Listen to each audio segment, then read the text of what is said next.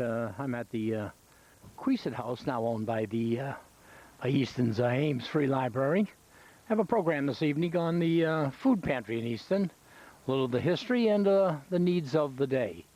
Let's go in and see what we hear. And I am absolutely delighted to see you all here.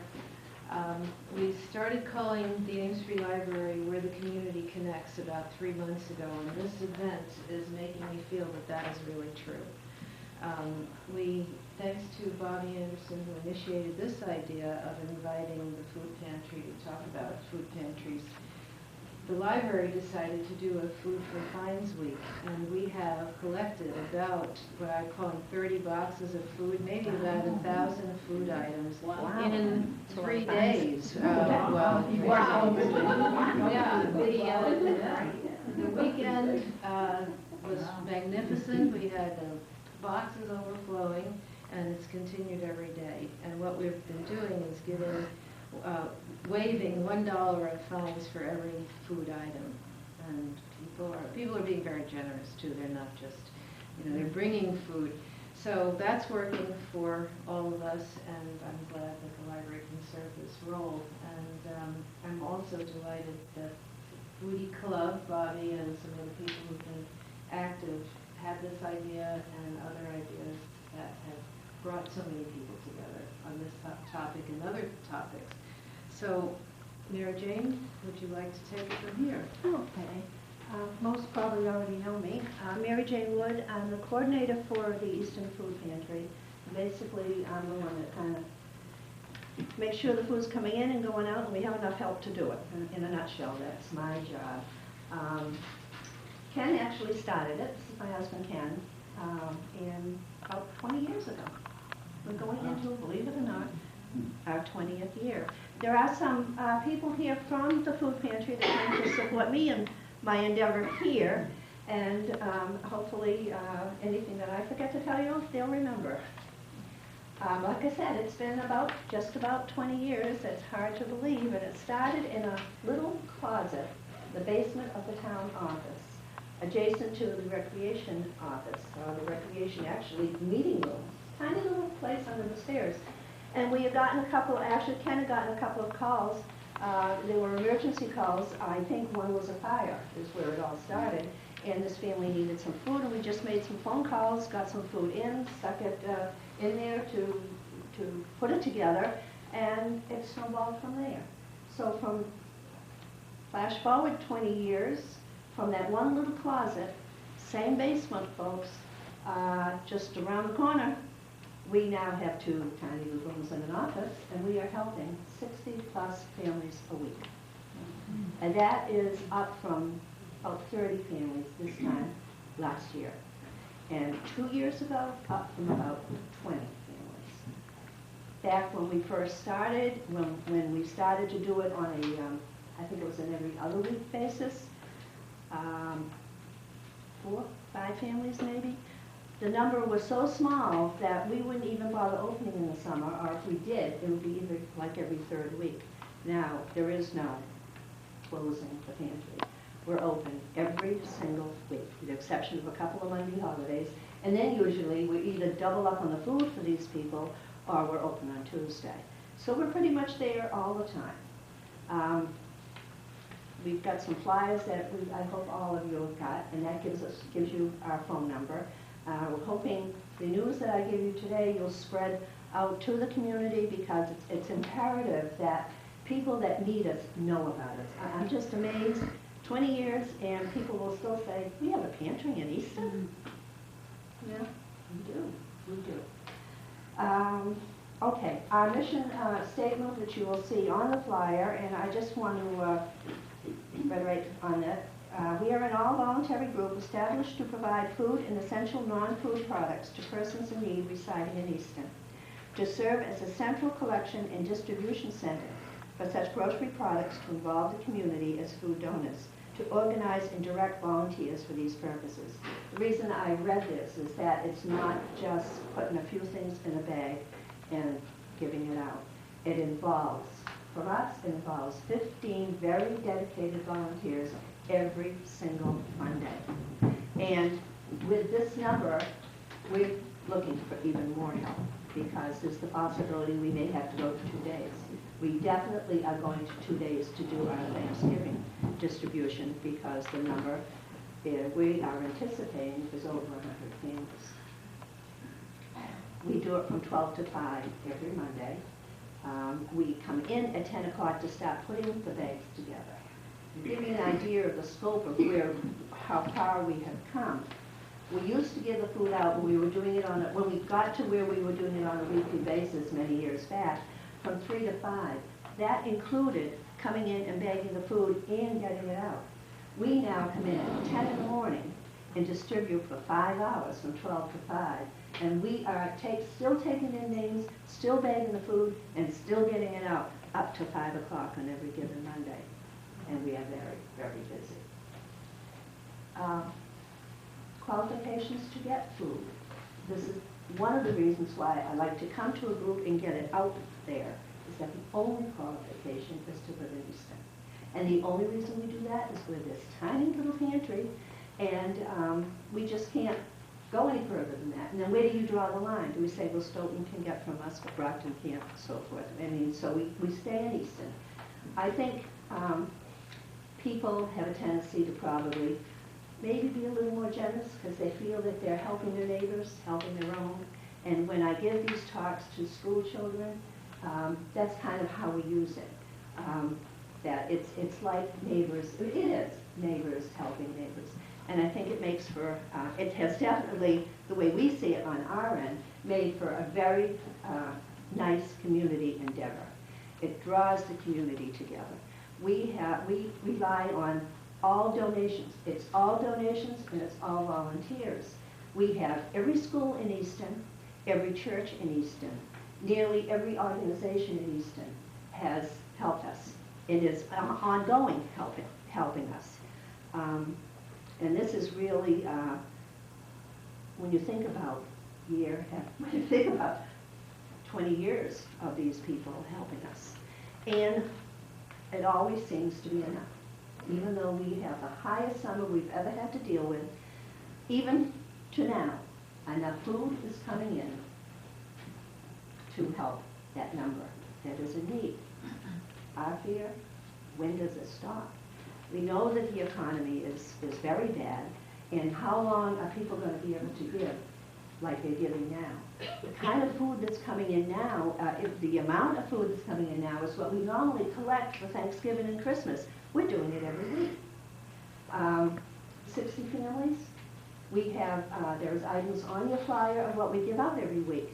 We give out pasta and cereal, vegetable, a couple of cans of vegetables, a couple of cans of soup, a can of beans, a can of fruit, and a can of tuna. Doesn't sound like a whole lot of food. Multiply that by 60. And we give out 2 cans of vegetables. There's 120 cans of vegetables we've got to conjure up on a weekly basis. A case of food becomes between 12 and 24, depending on what you're buying, per case. That's many cases of food. We have to have that there every single Monday. And this is where our worry is, because although all that food's coming in, all that food is going out. The ladies will attest to that. We were very fortunate. The Covenant Church has given us a room over there for storage. We don't have the food to store there. It's coming in, but we can't store it. It's got to go out. And I'm really concerned that eventually people, organizations just can't continually be giving that number. So what happens on any given Monday? By 5 o'clock, we start looking on our shelves, knowing that we're probably going to have 60 families next week, and we're going to need 60, say, cans of beans. We look on the shelf to see if there are 60. Chances are there aren't. So we either have to get it from donations from one Monday to the next, or we have to buy it. Often, or lately, we've gone out and bought it. Our last bill, we picked up vegetables just to fill in the gaps. We looked at the number, this is what we needed to go buy, it was $243.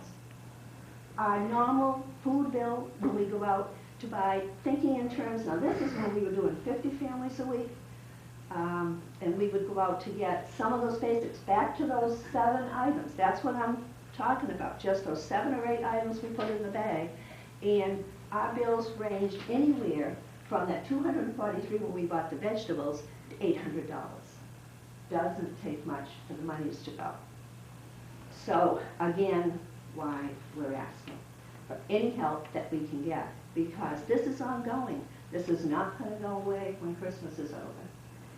You know, come February with those high fuel bills, I mean, it went up last year and people panicked.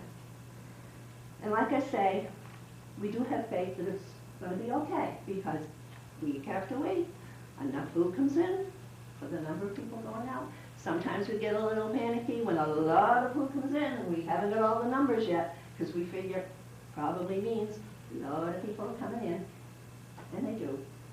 So Easton has been very good, but we've got to keep it going, and that's another reason why I'm here. We also give out other foods when we have enough of it. And in the past, it wasn't really a big deal, because we would look on our shelves after we had figured, okay, we've got enough of these 7 or 8 items that we want to give out every week. Let's see what else we've got on the shelves to add to that, because that's what we would like to do. We don't want to have them go up with just that one little bag. If we sort of have some extra things, it would be very nice to give them. We usually have it. We don't now, because we're looking at 60 times what we need to give. So if we want to put a box of cake mix, doesn't sound like a big deal, but we need 60 boxes. Chances are we're not going to have 60 boxes, so then we start making do. And it's even getting so that those extras are getting very low, that we really don't have the kind of numbers that we used to have. And we used to be able to add little niceties to the bags. And it was really nice because we had a smaller number. We got to start knowing some of the families that were coming in. You could personalize that bag a little bit. So if we knew this particular family had a small child, maybe we'll put you know, some of the cereals that little kids like in it. We don't even have the time to do that because we're dealing with 60 families. We don't have the resources to do it anymore. We're very, very happy if we have 60 boxes of cereal to put in there. So, you know, we're really feeling it. It's working, but it's getting tighter and tighter every single week. So and it is on your flyer, some of the other things that we do look for, because again, if someone asks me, what do you need? I always give them that list of 7 or 8 items, because I want to make sure those are on our shelves.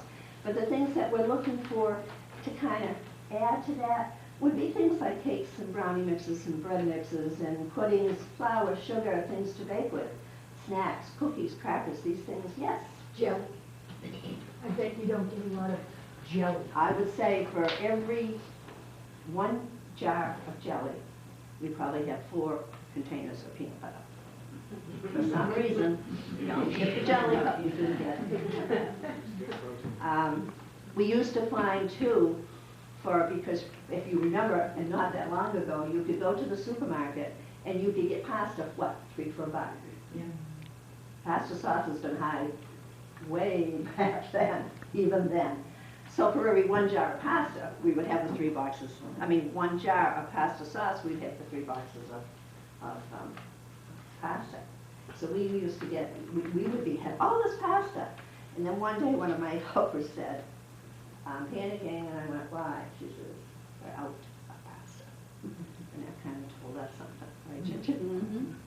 That really told us something. So even that, we're getting scarce on. But any of the, like, potato chips, you know, if you're hurting, you're not going to buy a bag of chips. But it's a nice thing to find in your bag, you know, especially if kids coming home from school, cookies, that sort of thing. We all know what the prices of that stuff is now. And it's hard. If someone needs to get milk, they're certainly not going to go out and buy cookies. And those are the things that we would like to be able to do, but we only can do it if the food comes in, because we don't use our money to buy those things. We use the money to buy what we call the basics. And those 8 items that we decided years ago to put in the bag really are only to help out, because when you figure the items I just told you, you can't make a meal with. If you have a pound of hamburger and you've got a box of macaroni and a jar of sauce, you've got a meal. You know, and if we have, and then the peanut butter and jelly, you can make sandwiches for the kids. That can of tuna, or two, depending on the size. Again, the size of the family depends on how much goes in. You know, they can add something to that, maybe make a little casserole. So this is our way of thinking of why we put that sort of thing in. Now, we only do non-perishable foods because we're only open one day a week. We are not very huge down there, so we don't have a whole lot of storage. And with only one day a week, if I start taking perishable foods, they could go bad, especially things like bananas that you've got to leave out. The room gets warm, you know, they're fine on Monday. If we went in there on Thursday, they're probably brown. You can make just so much banana bread. Also, when you start looking at perishable foods, I have to be very careful where they're coming from. Non-perishable foods are going to be sealed. They're going to be dated. Perishable foods, not necessarily, especially if it's, you know, tomatoes, loose potatoes, loose carrots. It's great to have them. We have no idea how they have been stored. If you get frozen food, we have no way of knowing whether that food has thawed and is refrozen. Sometimes it'll look it, but not always. And we run those risks because we are giving food to the public, and we have to make sure that nobody's going to get sick on it. We are covered,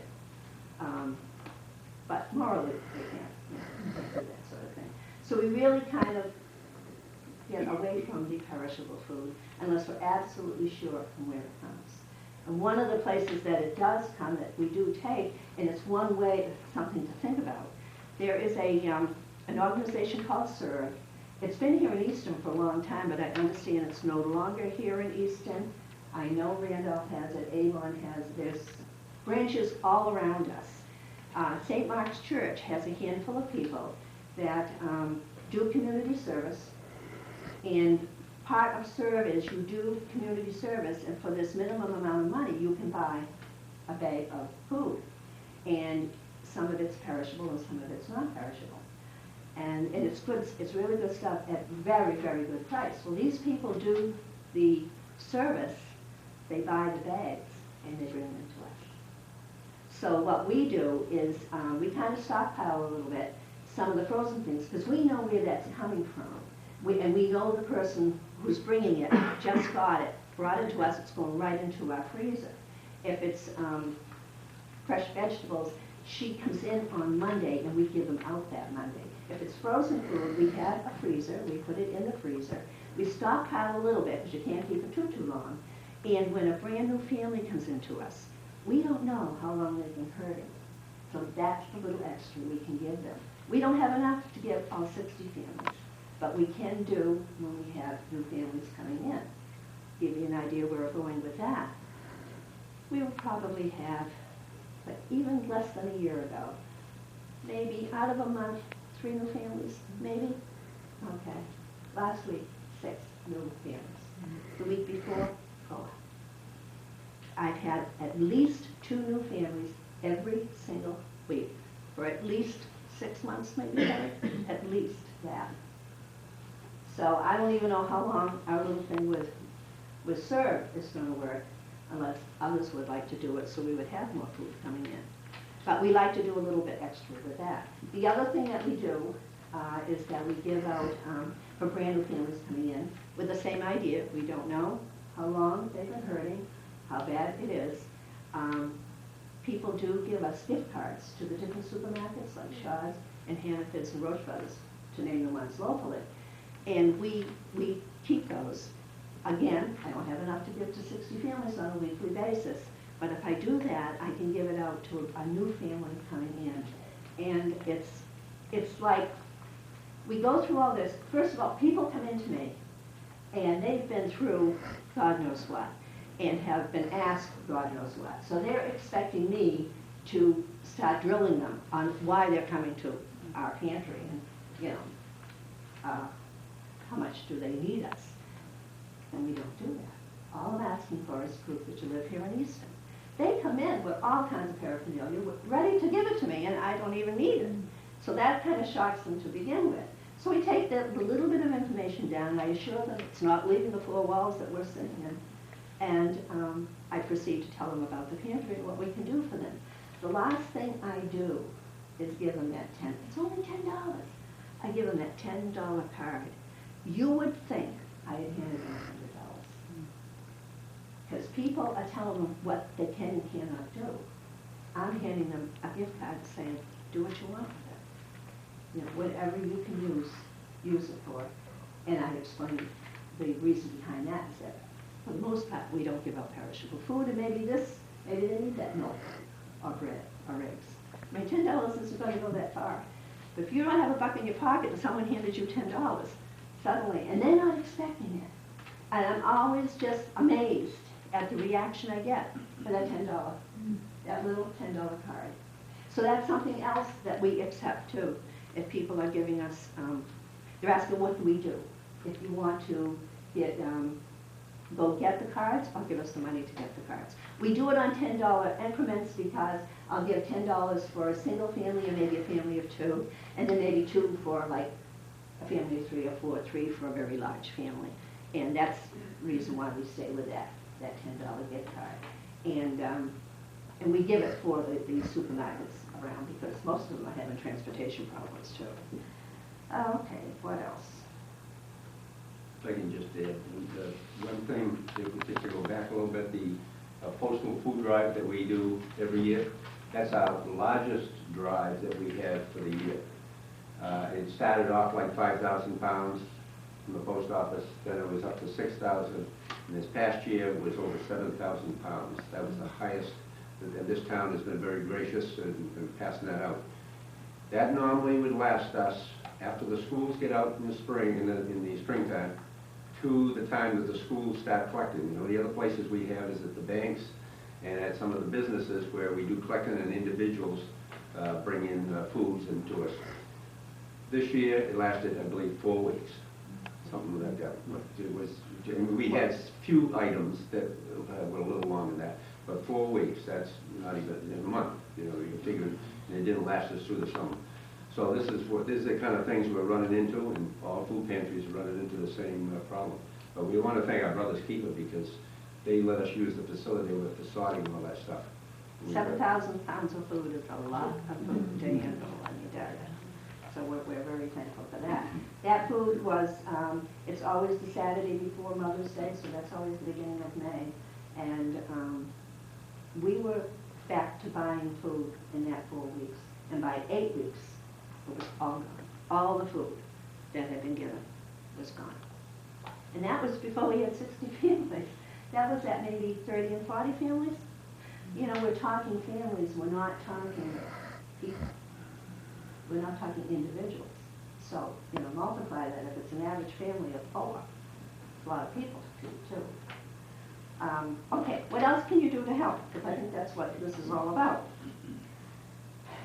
We need help to organize food at the pantry, because the food comes in, well, like some of you people brought food, the food goes, you know, in a bag, goes into the pantry, whenever it comes in, and it gets put into a room.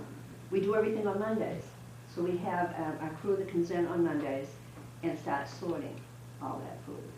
Again, we're dealing with larger and larger numbers, so we need more help to do that. So we need help for that. We also need help, anybody who has a vehicle that could pick up food. If we get a real good, fortunately we do have some monies. It's not a huge amount, but it's enough to keep us going. If we have food, if we have a call or we happen to see a flyer that there's a really good buy on food, we have to buy it in cases. So it's not like Ken and I can go out and buy a bag of food because we can't lift it. I mean, we're talking cases and cases because again, if the price is right, we would like to buy for that number times maybe 4 weeks, ideally maybe even 8 weeks. We need help doing that.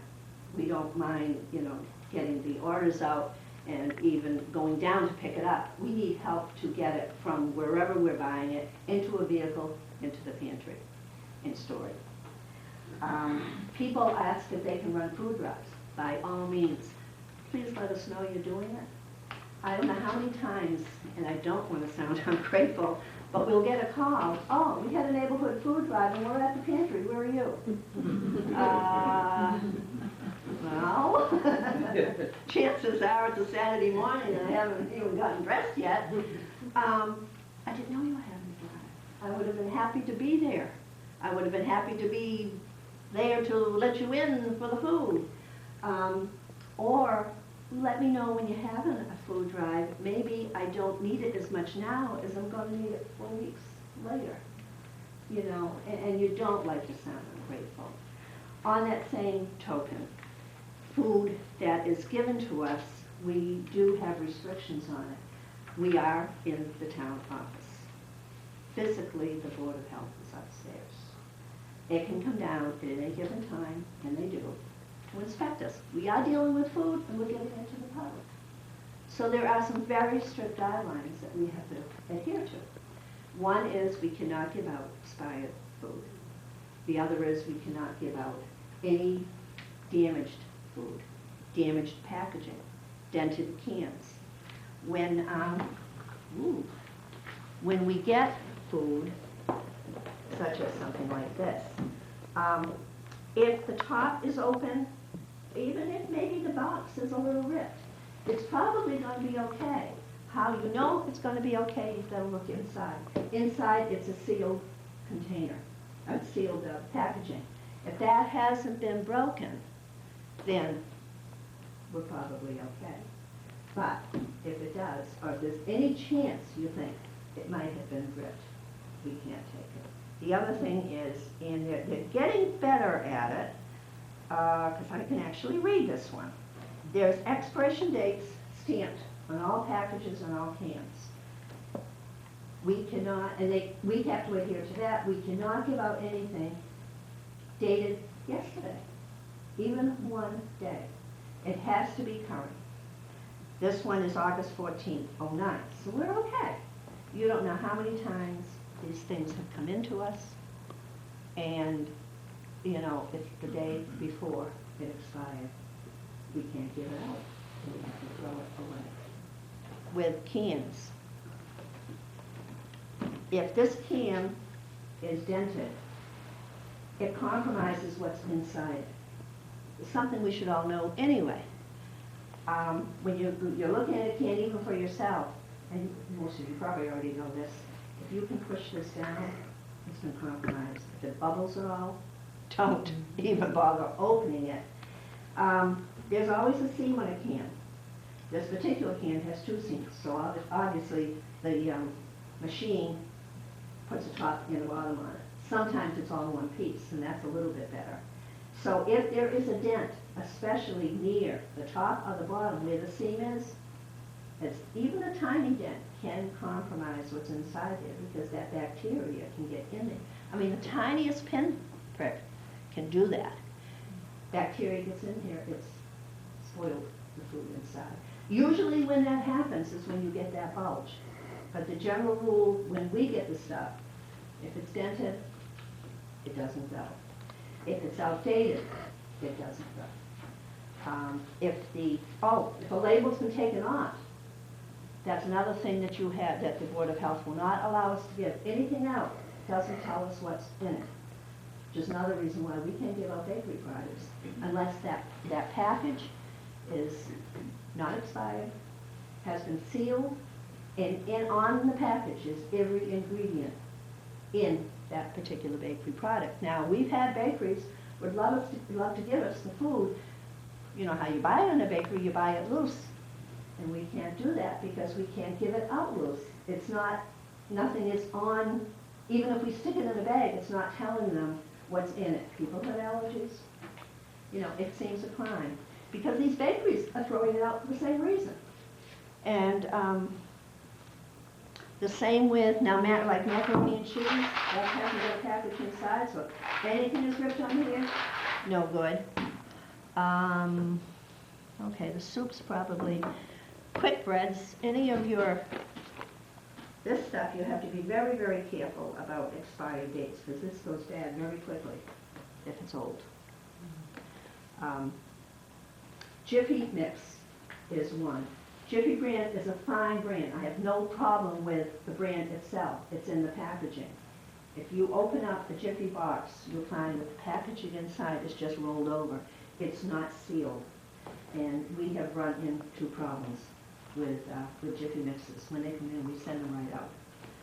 So I'm, belittle. if there's a choice between Jiffy Mix and something else, okay? And again, I don't want to sound ungrateful and get picky on the food. We have to adhere to all these regulations. What happens to food that we can't keep? We have a dumpster. We have a very nice dumpster. We get the dumpster for nothing. How long is that going to last if we have to keep filling the dumpster with food? Because we're sharing that dumpster with the town office. We're also sharing our basement with the town office. It's tiny. It's sometimes cold, it's sometimes hot. But we get it for absolutely nothing. Which means all the money donated to us goes to food. Very, very low the head.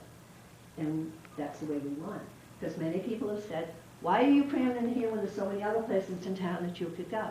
I don't know any place else that would give us a building, heated, telephone, electricity, but nothing. They are absorbing all those costs so we can put our donations into food. Include the insurance. Oh, and They yeah, cover us our including all that liability. other stuff that you don't even see.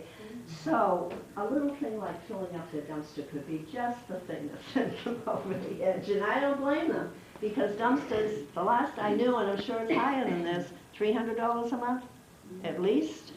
People that have had to rent them when they've done renovations, you know. And we would have to have one. And that would say it's $300. That's $300 that can go to food. So pass it on. If people want to give, we're more than happy to take the food, but don't raid Aunt Millie's pantry after she's passed away and the stuff's 2 days old, 3 years old.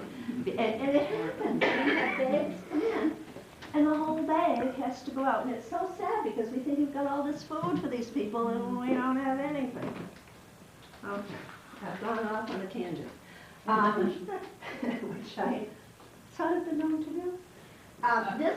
This was made actually. I do a little talk for the CCD class, so this was really a sign up for the kids when we wanted them to come in and help. But I thought this, would kind of give you kind of an idea what our pantry's all about too. We are in the basement. Anybody who doesn't know where we are, but doesn't know where the town office is, you come up the drive into the town office. Very first parking lot on your left. It'll say employees only, thank you. When you get parking there, don't double park, as long as you can find a parking space. When you get out of your vehicle, you will see the courtyard, and it's an opening, it's a brick courtyard, and when you walk through there are outside stairs going up and down, and we're at the foot of the stairs going down, we look like that. There's a sign right there, so you know that you're at the pantry.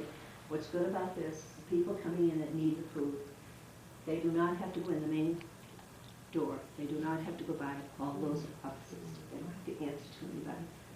They get to the foot of those stairs and open the door. We're there.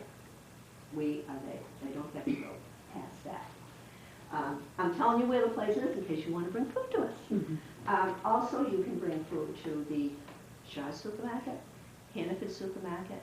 It's all on your flyer. Roach Brothers, all the CVS stores, all in Easton. All the Northeastern Savings Banks in Easton. Am I missing anything? Who am I missing? I'm missing somebody. Church is church. Oh, our Immaculate Conception, the Covenant Church, St. Mark's, Congregational church. and the Congregational Church. Unity Church is having, Unity And the Church. Unity Church too. So nearly all the churches, And the schools are fantastic when they're open.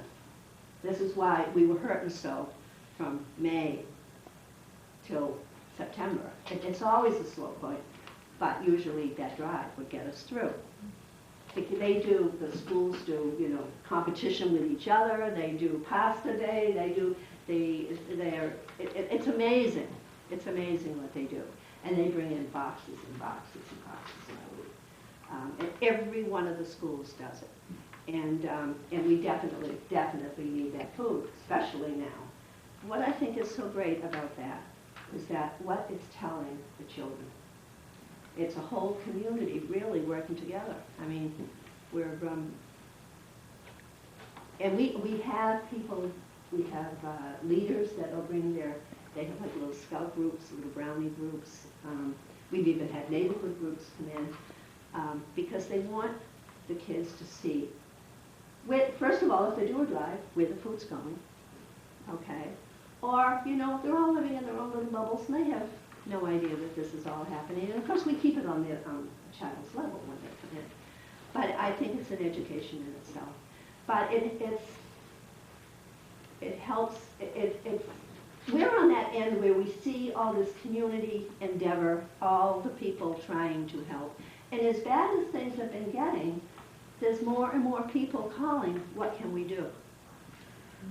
So I think this, you know, so I have hope, a little fear that because the numbers are just doubling and getting up there so fast, and we're wondering just how, are we really going to be able to keep this pace up? But there's just so many out there, including yourselves, that came just to hear me yap about it, to, you know, that we know we can rely on to help us. But it's a domino effect too. All it takes is a couple of schools to stop giving, the churches to stop giving.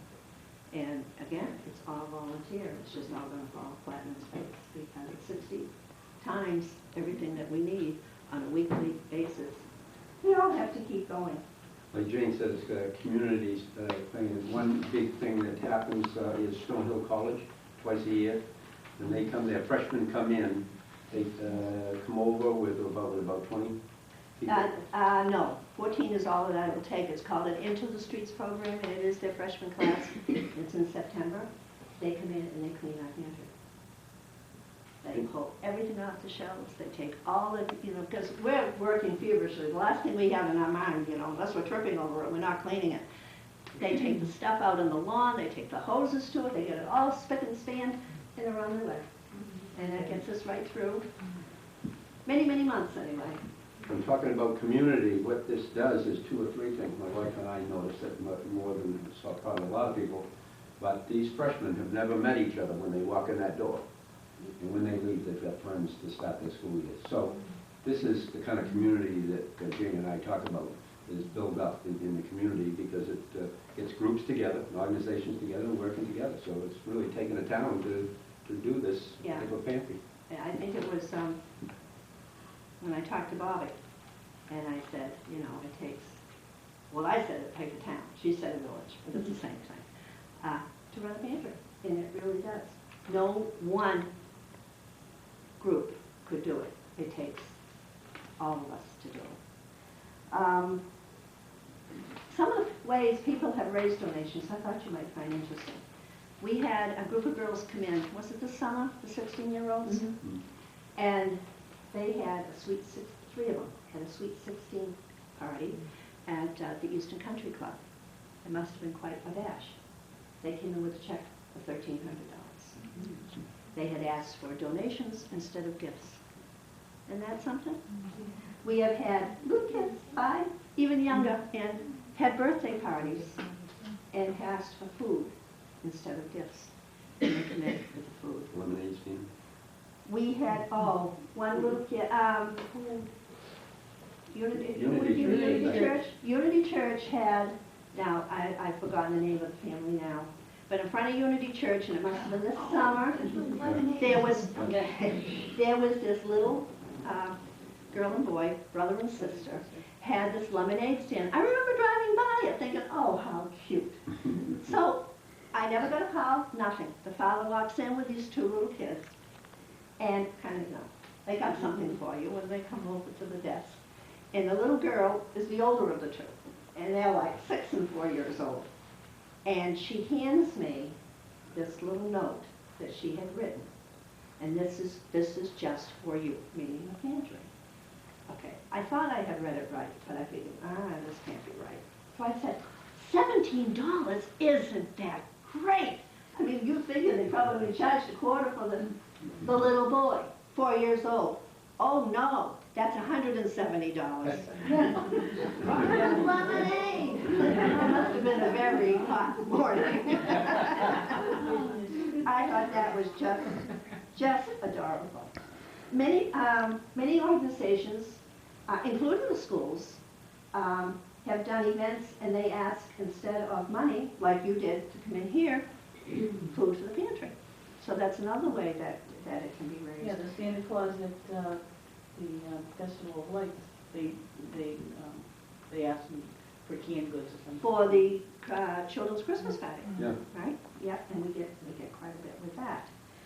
There's a thing called fidelity funding that I just found out about, and I got a call from someone that works there, and they said they had a client.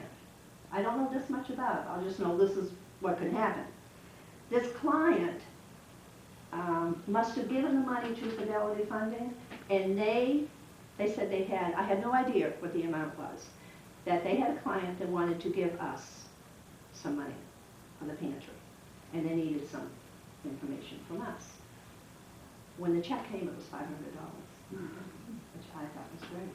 So evidently there is something done with the financial groups that people, because I had one other financial group call us about that too. So I'm not too sure how you go about with that, but I'm sure that's got to do with tax purposes. I don't care. It helps us, I'll take it. And Depot I Street. mean, that's a big help, huh? Depot Street, they did the Halloween collection, you probably saw it Oh, in the yeah, article in the paper. And then they also passed to all the neighbors out a flyer, and they collected over 30 bags of food. I mean, really filled up with bags of food.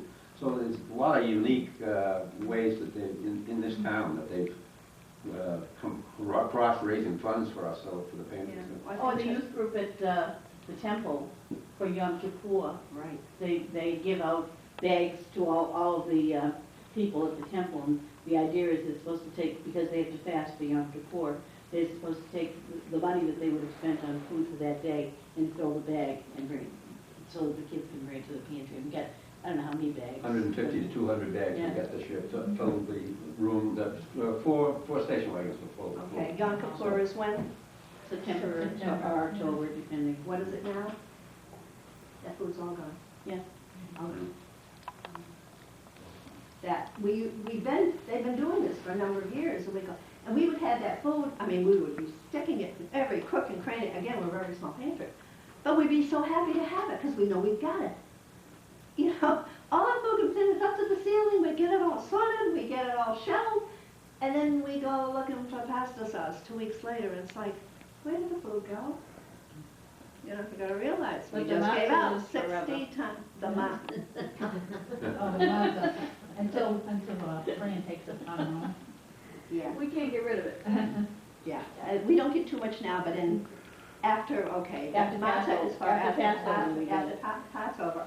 Well, you know, if you've eaten enough matzah, you know, you don't want to have, Yeah. and you don't want to throw food away, you know, so I can understand why it would come to us, but, nobody wants it. I was telling my doctor about how we can't get rid of the matzah that we get in the pantry, and he said, well, now you know how the Jews feel. Yeah. Oh, there's one other thing. There's a person called, her name is Rose Galano, and she bakes. She's not a cook, she's a baker. Yeah. Right, okay. And she has her own, I guess it's out of her house, basically. But what she does is that she bakes all these marvelous things, and they really, really are good, and sells them.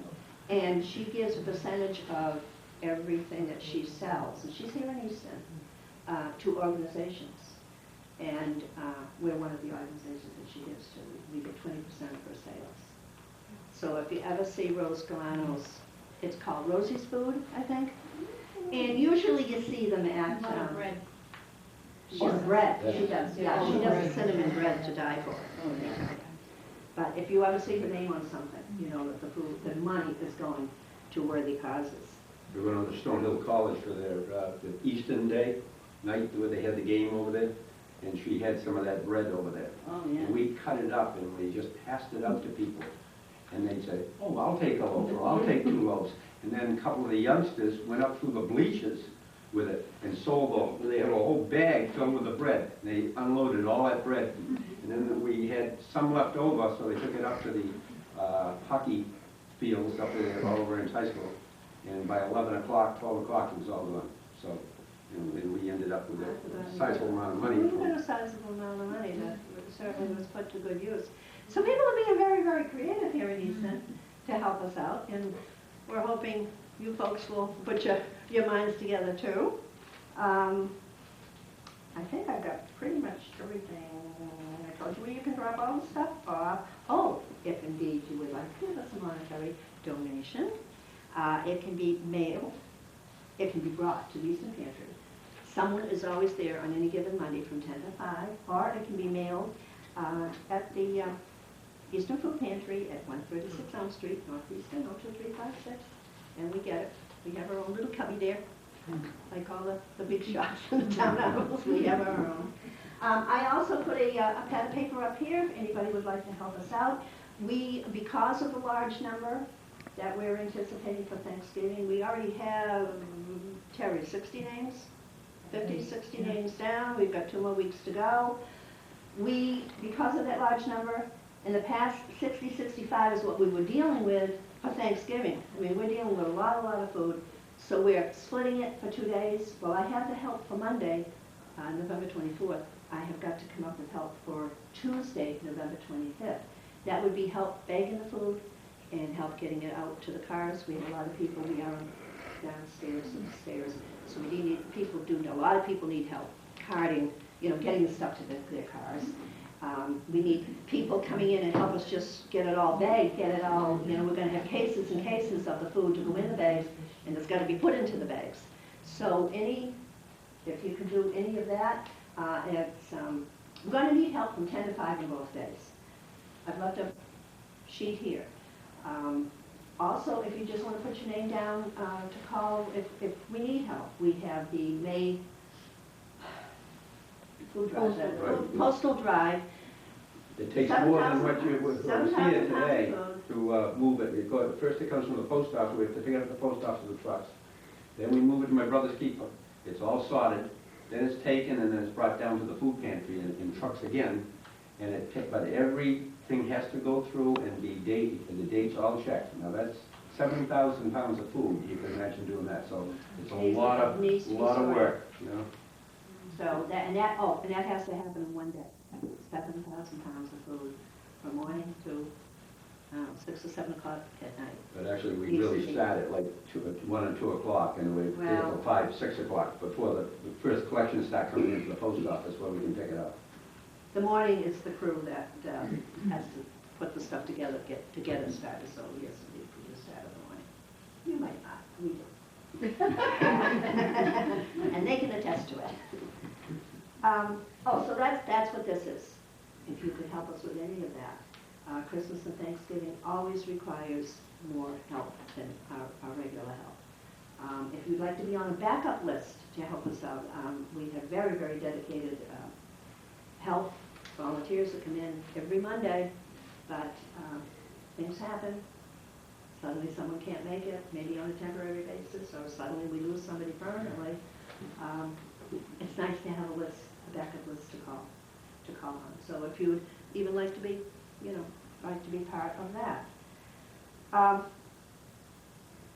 It would be very nice if we didn't have a pantry. If I could say there's a need. Hey, we can lock the door, walk away from all this. It's not going to happen. Someone is always going to be hungry. There's always going to be a family in need, one way or another. I'm hoping we don't stay at these numbers. This is too mind-boggling for me. I don't know about the rest of you. It's a lot of work. And so we're hoping this does go down. The economy does get better. There's always going to be people that need our help. We'll always have that. What we do about it is what I think sets us apart. How it's handled. How, if we keep these people in our prayers and treat them with dignity, which is what I think our pantry does. That's the one thing that I've had people come back to us over and over and over again. And you can imagine what these people, if they got to go from organization to organization to organization, trying to get some kind of help. And then they finally come down to us. And we're just normal folks, reaching out, trying to be kind. And it's amazing what that does. Mm-hmm. And the reaction I get, the people take me aside to say, it's the first place they've come, someone's even smiling at us. So I think in my heart that we're doing the right thing. By the way, She's an awful lot of help to do it. That's it.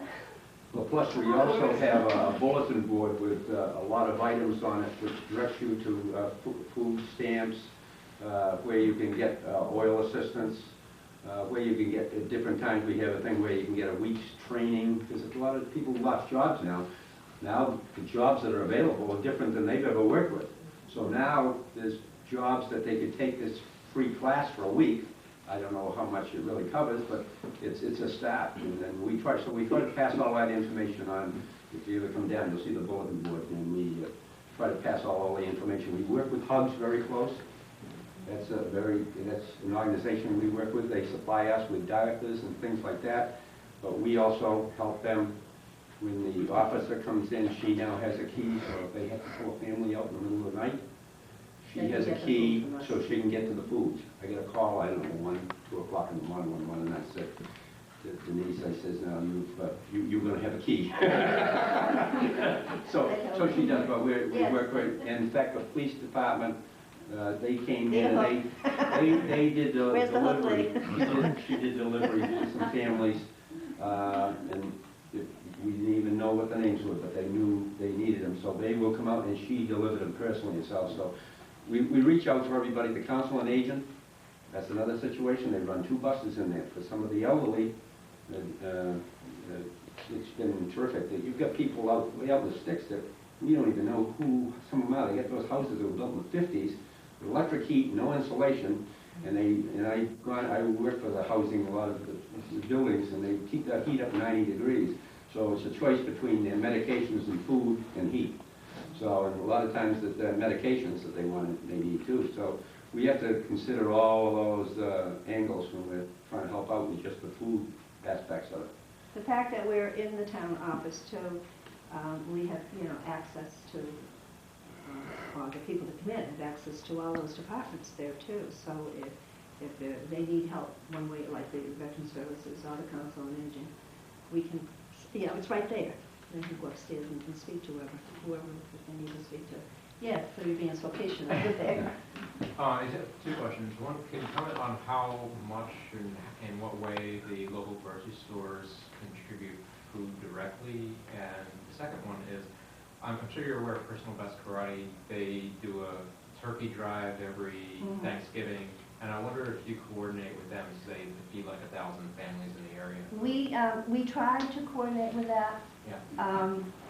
The one thing that when people come down to us, and the little bit of information that I do take from them, I assure them that that name is going nowhere.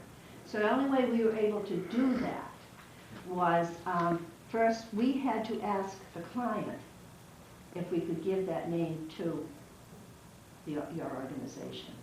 Because obviously you're going to deliver that. You got to know who the person is and where they're living. They're a little leery on doing that. You did do it maybe 5 years, a couple of years running, and there were too many glitches, and I was a little uncomfortable. Of the number that we were dealing with, it was a very small number that would go along with it to begin with.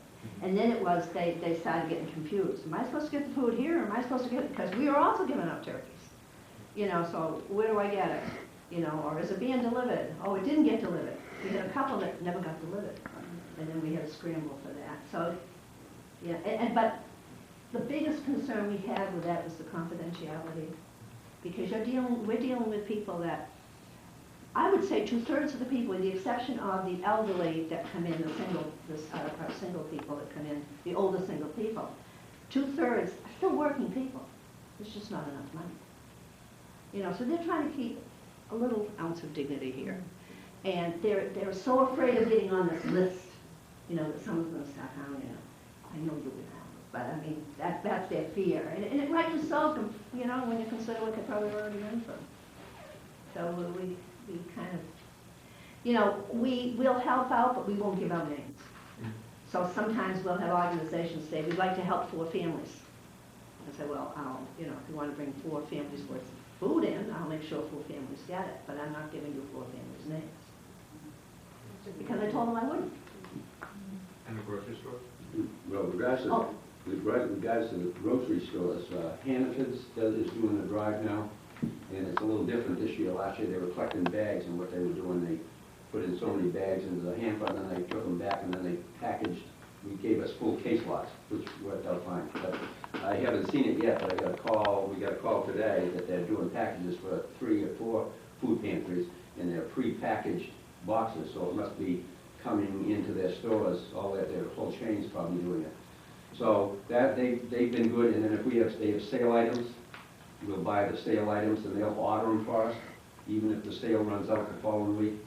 Roach Brothers the same way, so we'll buy 10 cases of this, 10 cases of this, 10 cases of this, and they've been really good. And in fact, I called in regards to it, and the executive secretary actually gave us a whole, about half the size of that thing, this high, with all foods that they donated above and beyond what we had bought.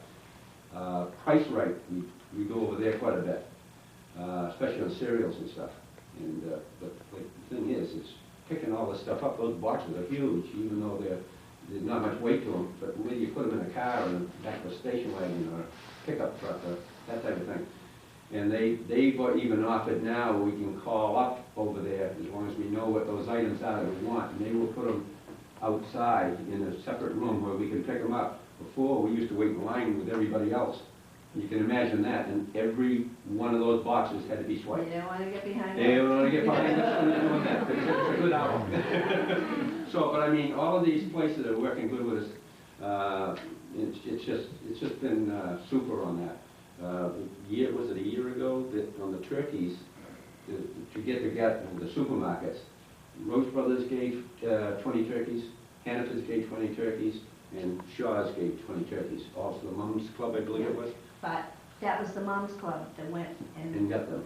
and begged at all 3 supermarkets for us. Now, this year, a member of the St. Vincent de Paul Society called Roach Brothers, the main office, and negotiated with them, and I got the call this morning. Roach Brothers has given us 100 turkeys. And we can pick them up the day we need them. It's a big, big thing to us. Tiny little pantry, where do you put 100 turkeys? Store 100 turkeys. So we're very pleased with that.